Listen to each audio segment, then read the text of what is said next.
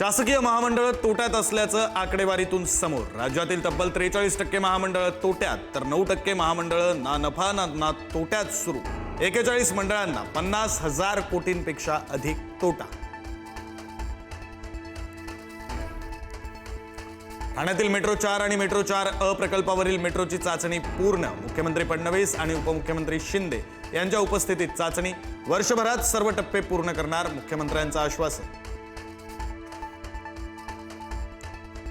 नूतनीकरण केलेल्या शिवाजी पार्क जिमखान्याच्या इमारतीचं उद्घाटन। माजी क्रिकेटपटू भारतरत्न सचिन तेंडुलकरच्या हस्ते उद्घाटन।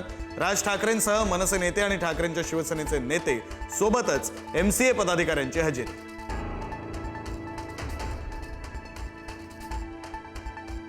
दसऱ्याला शिवतीर्थावर उद्धव ठाकरेंची तोफ धडाडणार। ठाकरेंच्या शिवसेनेचा दसरा मेळाव्याचा टीजर प्रदर्शित।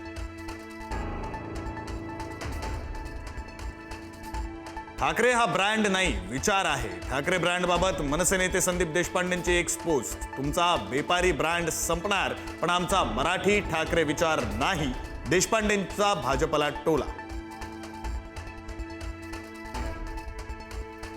खासदार संजय राऊत यांच्या भांडूपमधील निवासस्थानी पोलीस बंदोबस्त। आनंद दिघेंबाबत केलेल्या वक्तव्यानंतर पोलीस बंदोबस्तात वाढ। प्रोटोकॉल व्यतिरिक्त जादा पोलीस बंदोबस्त तैनात। पाकिस्तानी क्रिकेटर साहिबजादा फरहानचं मिसाईल सेलिब्रेशन वादात। पहलगाम हल्ल्याची आठवण करून देत संजय राऊत यांची मोदी सरकार आणि BCCIवर टीका। धनंजय मुंडेंनी पुन्हा व्यक्त केली मंत्रिपदाची इच्छा। चुकलो तर कान धरा, पण रिकामं ठेवू नका। मुंडेंची प्रदेशाध्यक्ष सुनील तटकरेंना भावनिक साद, तर OBC आरक्षणाचं काम करा, भुजबळांचं आवाहन। मराठा आरक्षण GR विरोधातील याचिकेवर सुनावणी घेण्यास नकार। मराठा बांधवांना कुणबी प्रमाणपत्र देण्याचा मार्ग सुलभ, तांत्रिक कारणांमुळे सुनावणीस नकार।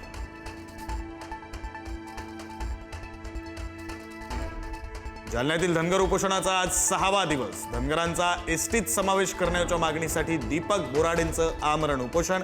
आंदोलनाला पाठिंबा वाढला।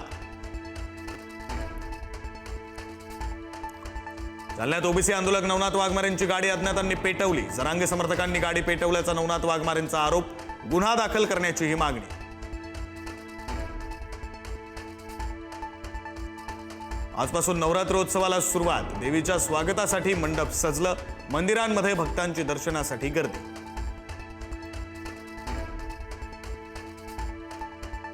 गोपीचंद पडळकरांच्या वक्तव्यावरून वादंग सुरूच। आज सांगलीत राष्ट्रवादीचा मोर्चा। प्रदेशाध्यक्षांसह राष्ट्रवादीचे खासदार मोर्चात सहभागी।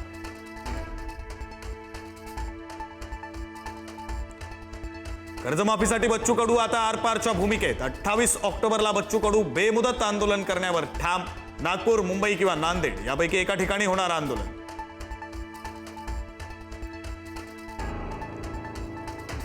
राज्यात पुढील काही दिवस पावसाचेच राहणार। मुंबईसह उपनगरांनाही आज अलर्ट। काही ठिकाणी तुरळक सरी, तर काही ठिकाणी मुसळधार पाऊस पडण्याची शक्यता। राज्यात पावसाचा धुमाकूळ। मुसळधार पावसामुळे नदी नाले दुथडी भरून नद्यांचं पाणी शेतांमध्ये शिरल्यानं मोठं नुकसान। शेतकऱ्यांच्या हातातोंडाशी आलेला घास हिरावला। संभाजीनगरला तुफान पावसानं झोडपलं। पैठण, कन्नड, गंगापूर, वैजापूर, सिल्लोड आणि सोयगाव परिसरात जोरदार पाऊस। कन्नड तालुक्यातील सावरगाव परिसरात ढगफुटी सदृश्य पाऊस।